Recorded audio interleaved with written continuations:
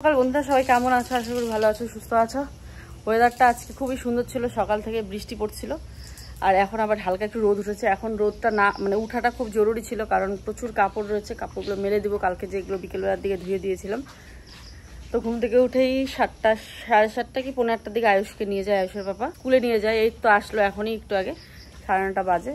তো এখন হচ্ছে যে বাবাকে এখন পরিষ্কার করবে, ফ্রেশ করবে, তারপরে হচ্ছে বাবাকে কিছু বানিয়ে দেবো, তারপরে খাবে। প্রথমে হরলিক্স দিব, প্রেসারে গলা গলা কিছু দিব। তো এখন বাবাকে ঘর থেকে এইখানে নিয়ে আসবে, কারণ কি বলতো বেডশিটটা চেঞ্জ করতে হবে, প্লাস্টিক পাতবে আবার। তো এই বিছানাটা আমি কালকে পেতে দিয়েছিলাম, তো এখানে এনে রাখবে, তারপরে আবার পরে ঘরে নিয়ে যাবে ওই বেডশিট ঠিক করার পর। ছেলেকে এইমাত্র ঘুম পাড়িয়ে, ছোট ছেলেকে, এখন বাসন কুসনগুলো ধুবো। আর চলো দেখতে থাকো ব্লগটা, কাপড়গুলোকে মেলে দিয়ে নিই। তো বন্ধুরা, আয়ুষের ব্যাপার জিম যাওয়া নিয়ে অনেকেই বলেছিলে যে এই সময় কেন জিমে যেতে হয় বা ভর্তি হতে হয়। তো বন্ধুরা তোমাদেরকে বলি, জিমে কিন্তু অনেক মাস আগে ভর্তি হয়, ম্যাক্সিমাম 3 মাস আগে ও ভর্তি হয় জিমে। তো জিমটা ছেড়ে দিতেও পারছিল না, পুরো অ্যাডভান্স কোর্সে পুরো টাকা দেওয়া হয়েছিল, যার জন্য কিনা ও জিমে আবার যাচ্ছিল। একটা লোকের রাখার কথা ছিল, সেই লোকটার খবরও পেয়ে ও ভাবছিল তাহলে ঠিক আছে, ও যখন থাকবে তাহলে আমি জিমটাও করে আসতে পারবো। মাঝখানে তো জিম যাওয়া বন্ধই হয়ে গেল এই বাড়িতে আসার পর। তারপরে আবার 2 দিন স্টার্ট করাতে আবার যেহেতু দেখছে লোক আসছে না, মানে যে লোককে বলা হয়েছিল সে তারা না করে দিয়েছে, আসবে না, তার জন্য ও কিন্তু আবার জিম যাওয়া বন্ধ করে দিয়েছে। আমাকে বলে আমি যদি জিমে থাকি তুমি এই দিকটা একদমই সামলাতে পারবে না, কারণ 2টো পর্যন্ত বাবাকে না খাওয়ানো সম্ভব নয়, আর 2টো পর্যন্ত আমার একা করাও সম্ভব নয়, কারণ বাবাকে পুরো দুজনে মিলে তুলে ধরতে হয়।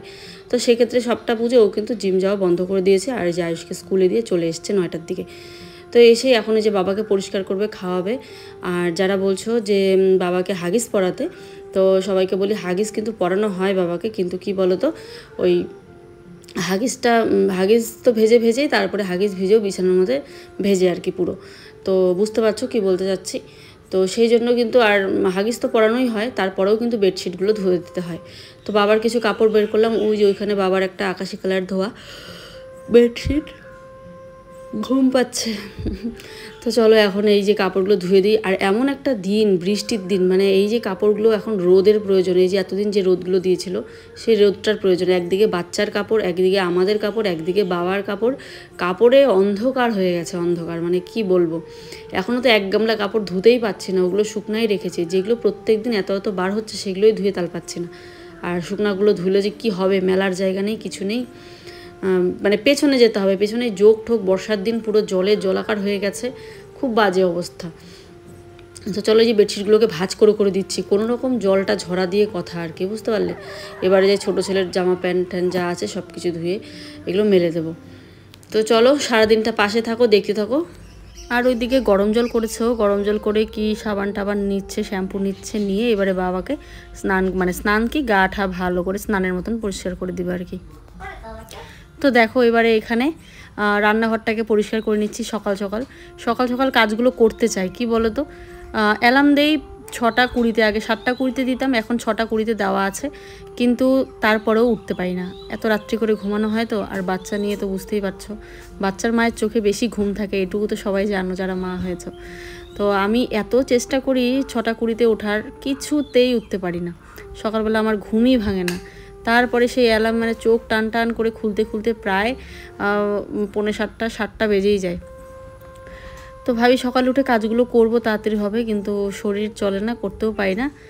তখন ভাবি যে না, সারাটা দিন সময় তো আছে, কিন্তু সারাটা দিন যখন কাজ করি তখন তো বুঝি যে কত কাজ একসাথে করা সম্ভবই নয়, সকালবেলাও করলে ভালো হতো আর কি। তো দেখো এইদিকে বাবাকে ওই যে পরিষ্কার করে দিচ্ছে, আর এবারে আমি বিছানাটা ঝেড়ে দেবো, কারণ এই বিছানাটাই বাবাকে নিয়ে আসবে। কালকে রাতে এই চাদরটা পেতে দিয়েছিলাম, আর এখন হচ্ছে বিছানাটা সুন্দর করে ঝেড়ে দেবো, ঝেড়ে দিয়ে বাবাকে এখানে রাখবে, তারপরে আমি বাবার বিছানাটা পরিষ্কার করব আর কি। তখন ভালো হবে, সুবিধা হবে, বাবাকে যেহেতু বসিয়েও রাখা যায় না আর ধরেও থাকা যায় না, সেই জন্য। যে কালো বিছানার চাদরটা ছোট বিছানাটার থেকে নামালাম, সেটা ওই ঘরে পেতে দেবো বিছানাতে, কারণ যত পুরনো চাদর আছে সেগুলোই পাচ্ছি, যেগুলো ধুতে হয় প্রত্যেক দিন আর কি। আর যেই বিছানাটা পাতা আছে চাদরটা ঘরের ভেতরে, সেটা ধুয়ে দেবো, সেটাকে এখন নামিয়ে দেবে আয়ুষের বাবা। আর ওই কালো চাদরটা যেটা বাইরে ছিল ওটা কালকে রাত্রি পেতেছিলাম, ভালোই ছিল, সেটাকে এখন এই ঘরে পাতবো। আর এখানে একটা ছোট বেডশিট পেতে দিলাম বাইরে। আর বাবা সারাদিন বাইরে থাকলে কি বলো তো, গাছপালা দেখে, পাখিদের কিচিরমিচির আওয়াজ শোনে, কেউ আসলেও দেখে, তো সেই জন্য সারাটা দিন একটু বাইরে থাকলে বাবারও ভালো লাগবে। তো স্কুলে যাওয়া মানে স্কুলে আনার আগেই ওর বাবা সব পরিষ্কার টরিষ্কার করে দিচ্ছে বাবাকে, এবারে খাইয়েও দেবে। এটা সকালের খাবার আর কি, দুধ ব্রেড এসব আর কি। আর স্কুল থেকে এসে দুপুরের খাবার খাওয়াবে, রান্নাটাও তো হতে হবে, রান্না করার পর তারপরে তো খাওয়াবে। সেই জন্য ও বললো খালি দুধ দিও না, একটুখানি ব্রেড দিয়ে দাও, ভারী হবে।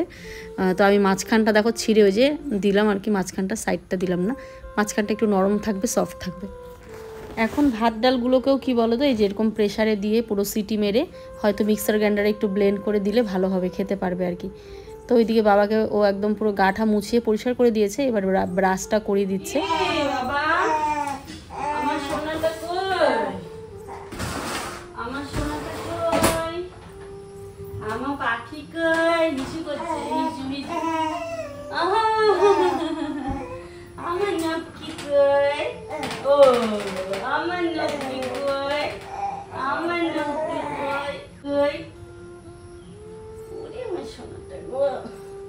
ঠোঁট ভেঙে কান্না করে, দেখো উ বাবা উ বাবা উ বাবা, কি এই যে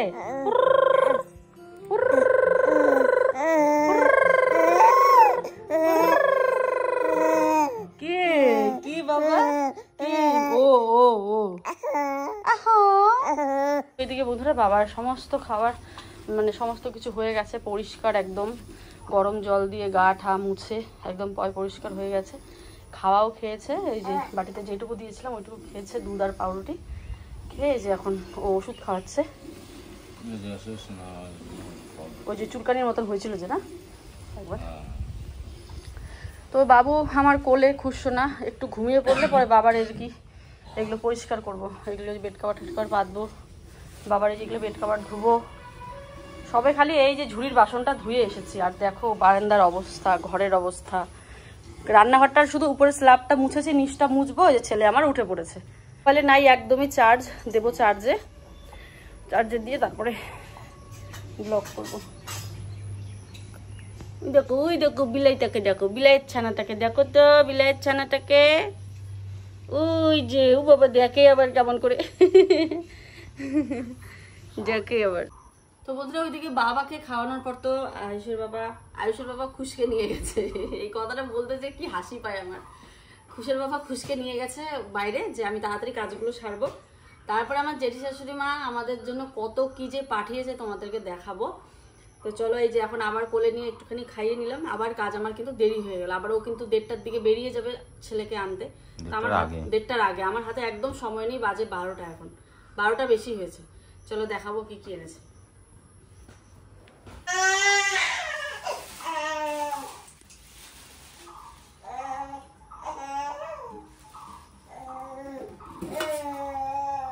সুন্দর দই।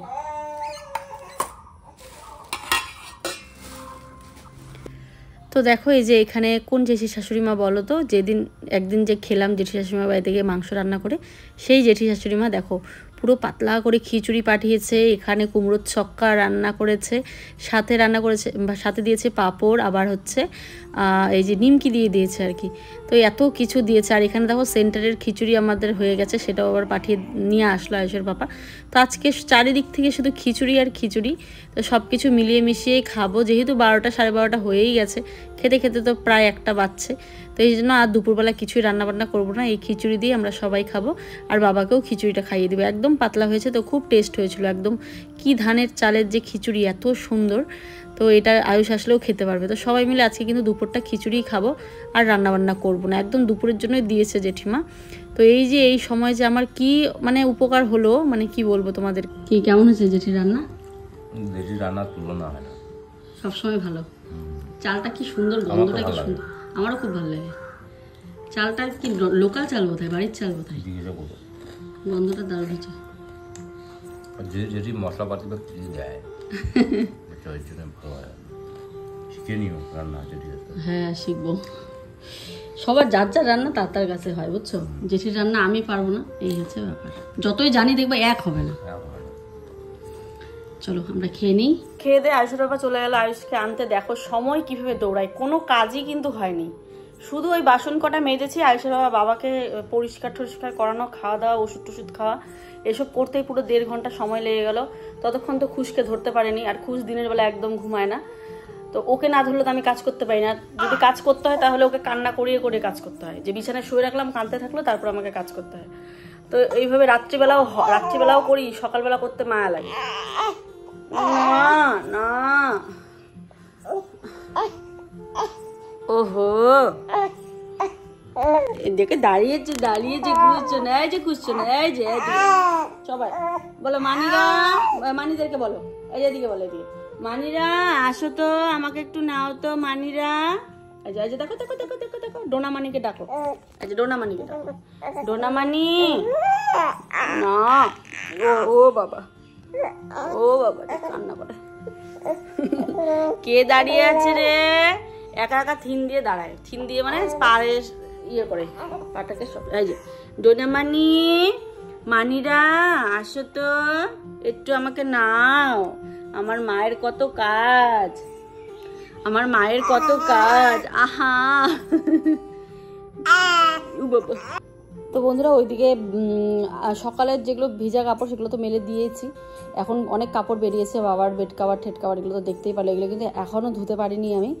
তো এগুলোকে ধুয়ে দেবো, ধুয়ে যে কোথায় মেলবো, কি বৃষ্টি, যখন রোদ থাকে তখন বৃষ্টি থাকে না, তখন বৃষ্টি থাকে তখন রোদ থাকে না। এখন রোদের প্রয়োজন, এখন রোদ নেই, প্রচুর বৃষ্টি, এখন একদম জামা কাপড় পচে যাবে এমন একটা অবস্থা হবে।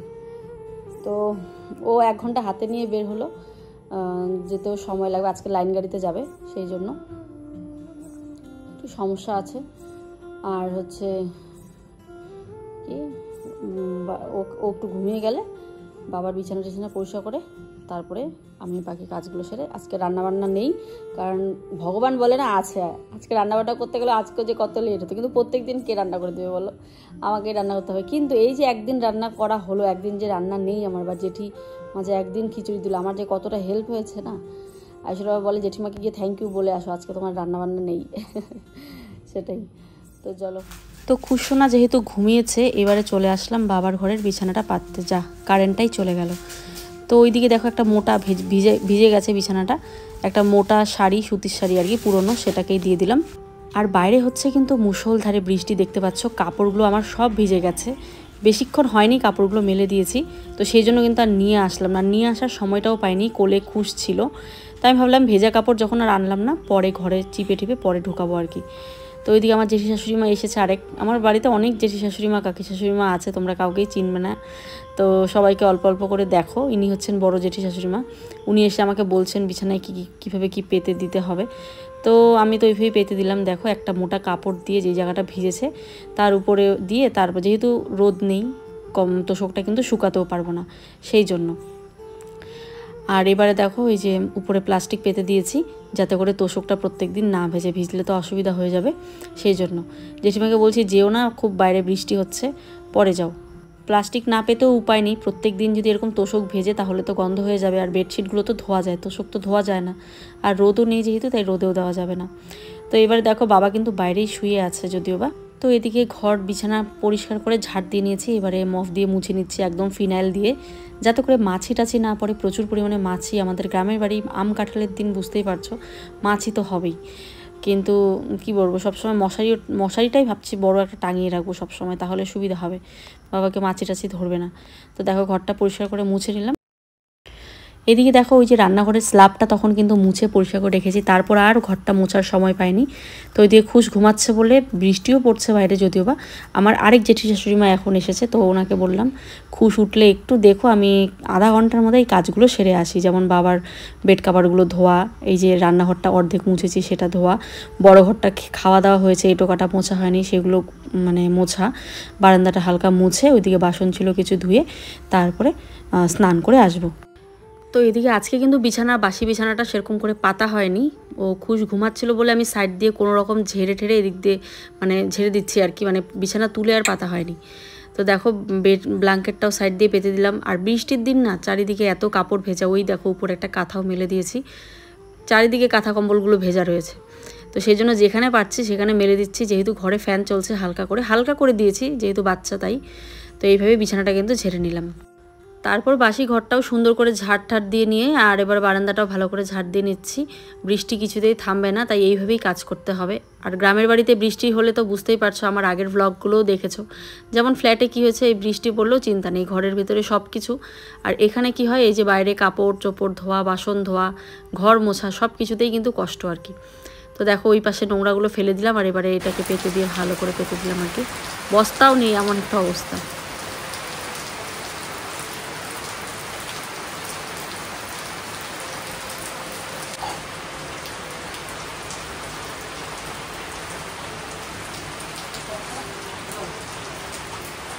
বাবা হয় দেখো বৃষ্টি হচ্ছে, বুঝছো? মাছ মাছ ধরবে না? কত মানুষ মাছ ধরে, জালটা কই? জাল, এই মাছ ধরার জালটা কই? জালটা, মাছ ধরার জালটা কই রাখছো?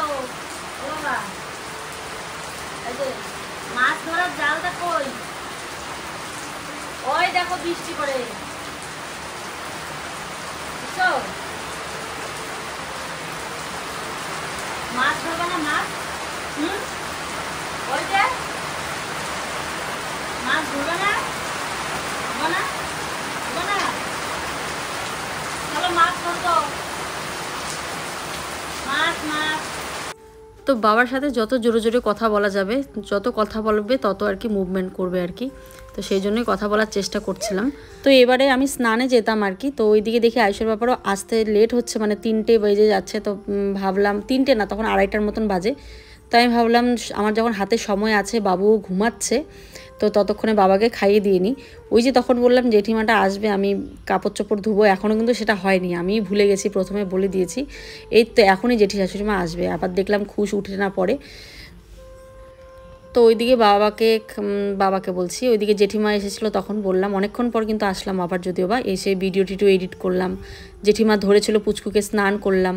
ওই দেখো ফিজিওথেরাপি করে ম্যামটা চলেও যাচ্ছে। তো এবারে চলে এসেছি, এই যে হাওয়া বইছে, বৃষ্টিটা একটু কমেছে, তাই যত কাপড় চোপড় আছে সব ঢোকাবো। ওয়েদারটা দারুণ দিয়েছে। তো বাবার ঘর মুছে তারপর কিন্তু আর তোমাদের সাথে কথা হয়নি। আজকে মাথায় শ্যাম্পু করেছি, জেঠিমাকে বলেছি জেঠিমা তুমি একটু ধরো, আমি খালি মাথাটা একটু শ্যাম্পু করি, অনেক দিন থেকে শ্যাম্পু করা হয় না। তো ওই শ্যাম্পু করার আগেই বাবার কাপড় ধুয়ে ঘর দুয়ার মুছে এসব করেছি আর কি। তারপরে তোমাদের সাথে কিন্তু আসা হয়নি। তো চলো, ওই সিঁদুর দেওয়ারও সময় পাইনি, তখন বাবু খুব কান্না করছিল, স্নান করে অনেকক্ষণ সময় জেঠিমার সাথে ছিল। তো তাই ছেলের দেখো সব কাপড়গুলো ভিজা চিপে চিপে রাখছি, এই যে এগুলোও ভিজে গেছে, এগুলো সব চিপে চিপে রাখছি। আবার কান্না করছে ছেলে, কি যে দিনের বেলা এত কান্না করে না, একবার বেশি কোলে নিলে আবার কান্না করবে না, মানে ওকে কোলে নিয়ে রাখলে ঘুমাবে তো না, কোলে নিয়ে রাখলে চুপ। আচ্ছা, বেড কাভার ঠাটকার সব ভেজে, এগুলো কই মেলবো বলো তো? ওই যে বাবার ঘরের বেড কাভার ওখানে মেলে দিয়েছি, পেছন দিয়ে ওটা আনবো। এত বেড কাভার কোথায় মেলবো, ঘরেও কাপড় আছে, তো কোথায় কোথায় মেলে দিয়েছি যেগুলো ভেজা, ওই যে সব জায়গাতে মেলে দিয়েছি যেগুলো ভেজা ভেজা। তো বাবা এখন ঘুমাচ্ছে, ঘুমাক, আর ডিস্টার্ব করছি না। এখন বারান্দার বিছানাটা পরিষ্কার করে রাখি, কি বলো তো, কালকে সকালে আবার যদি বিছানাটা পাল্টাতে হয়, তখন এখানে এই বিছানাটা শুয়ে পাল্টাতে পারবো। বাইরে এই জন্যই আনা হয়, যাতে করে ওই ঘরের বিছানাটা ভালো করে পেতে দিতে পারি, না হলে তো বাবাকে বেশিক্ষণ ধরে রাখা যায় না না। তো চলো, বাবার ঘরে দরজা লাগিয়ে দিলাম ওইদিকে, আর ওইদিকে আমি বিছানাপত্রগুলো পেতে নিলাম। তো আমরা বসেছি এখন বিকেলবেলা, একটু খিদে পেয়ে গেছিলো, যেহেতু ওই 12:30 1টার দিকে খেয়েছি।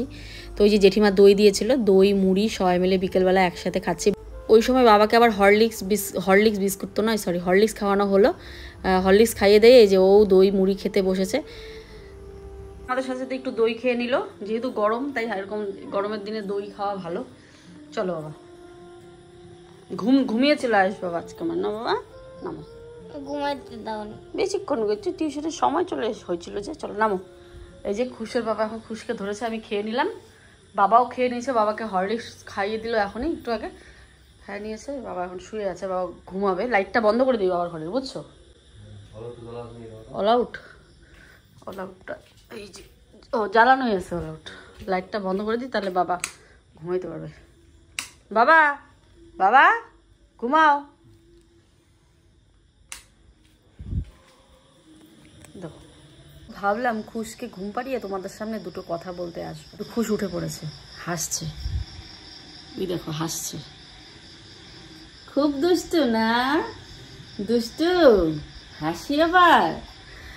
তো ভিডিওটা শেষ করব, তার আগে দুটো কথা বলে ভিডিওটা শেষ করতে চাই। বাবার মোবাইল দেখো, এই মোবাইলটা আর চলছে না, মোবাইলটা সুইচ অফ। মোবাইলটা যেই মোবাইলটাতে বাবা মানে সারাক্ষণ নিজের কাছে রাখতো, মোবাইলটা আমি গিফট করেছিলাম বাবাকে, মানে শ্বশুর বাবাকে গিফট করেছিলাম মোবাইলটা আজ থেকে প্রায় 2 বছর আগে। বাবার প্রথম মোবাইল ছোঁয়া স্ক্রিন টাচ মোবাইল, মানে অ্যান্ড্রয়েড ফোন বাবার এটাই ছিল, আর যেটা আমি বাবাকে গিফট করেছিলাম।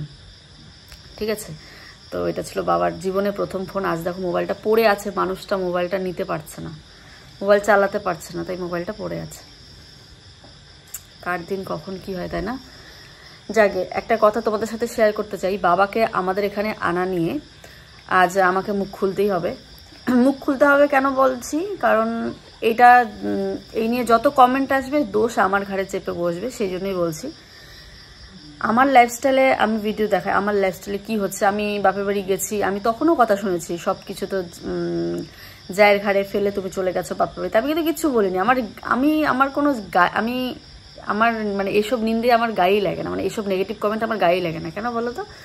কারণ আমি জানি আমি কি, তো বেকার চেঁচামেচি করে লাভ নেই। কারণ আমি জানি আমি কি করব ভবিষ্যতে, আমাকে কি করতে হবে, আমার কি দায়িত্ব কর্তব্য আমি জানি। তাই আমাকে মানুষকে বোঝাতে হয় না যে আমি কি।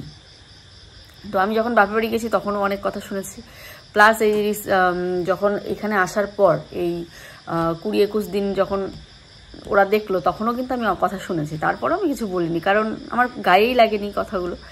তো এখন যখন আমার এখানে বাবা এসছে, আমার লাইফস্টাইল তো আমাকে দেখাতেই হবে, তাই না বলো? এবার এই কথাটা আবার আমার জায়ের বিরুদ্ধে 2-1 কমেন্ট করছো যে চলে গেল। তারা আমার ভালো চাও, আমার ভালোর জন্য আমাকে কমেন্ট করো, আমি জানি বুঝি, কিন্তু দিদিভাই তোমাদেরকে একটা রিকোয়েস্ট করবো, দেখো তোমাদের এই কমেন্টের জন্য আবার আমার ঘাড়ে দোষ চেপে যাবে। হ্যাঁ, আবার বিপরীত দিক থেকে আমার কথা হবে। তো আমি একটা কথাই বলবো, বাবাকে একা সামলানো কিন্তু একদমই পসিবল নয়। যেহেতু দাদাভাই বাড়িতে নেই, সেহেতু কারো পক্ষে সম্ভব নয় একা সামলানো। এখন যদি পরিস্থিতি একান্তই সেটা চায় তখন তো সেটা পরের কথা। যেহেতু পরিস্থিতি এমন নয়, যেহেতু আমরা আছি, আমার বর আছে, সেহেতু পরিস্থিতিটা পড়ছে না যে ও একা নিয়ে ওদের কোচবিহারে রাখবে। পরিস্থিতি এমনটা নয়। পরিস্থিতি যদি হতো অবশ্যই হয়তো রাখতো, পরিস্থিতি এমনটা নয়। যেহেতু আমরা আছি, আমার বর আছে, একটা ছেলে মানুষ বাড়িতে আছে, সেহেতু কিন্তু আমাদের এখানেই থাকাটা উচিত। কারণ বাবাকে সত্যি একা সামলানো কোনোভাবেই উচিত নয়। এই যে এতদিন ওরা 2 ভাই সামলেছে, যখন আমাকে যেতে হয়নি, শুধু খাওয়ানোর টাইমে কিছু 2-1 দিন গেছিলাম, আর খাওয়ানোর টাইম বেশিরভাগ রান্নাবান্না তো ওই করেছে। আমি যেহেতু এই বাড়ির থেকে ও বাড়িতে যাতায়াত করতে পারছিলাম না বাচ্চা নিয়ে, তাই আমি একটু কমই করেছি। আমি করিনি, ধরতে গেলে আমি করিনি কিছু, কিন্তু এখন যখন আছে আমাদের এখানে আমাকে তো করতেই হবে, তাই না?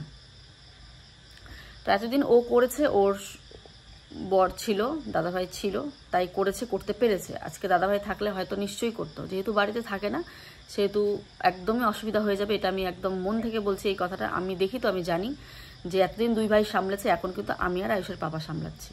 কোনো মতেই একজনের সম্ভব নয়, আয়ুষের পাপাও একা পারে না, তখন কিন্তু আমাকেও ধরতে হয়। আজকের ব্লগে তো দেখতেই পারলে।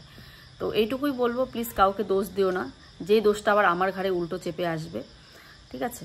তো প্লিজ এইভাবে কাউকে দোষ দিও না, যার জন্য ফ্যামিলির মানে মধ্যে একটা বিবাদ ঘটে, সেই আর কি। তো প্লিজ এরকম কেউ কমেন্ট করো না, ঠিক আছে? একা কিন্তু সামলানো মুশকিল, তাই আমাদেরকেই সামলাতে হচ্ছে, হয়তো সারা জীবন এইভাবেই করতে হবে, উপায় নেই। আজকে যদি আমার বর বাইরে কাজ করতো তাহলে হয়তো আমিও হয়তো পারতাম না, তাই না? তো এই আর কি। তো চলো আজকের জন্য ভিডিওটা এখানেই। সবাই ভালো থেকো, সুস্থ থাকো, টাটা।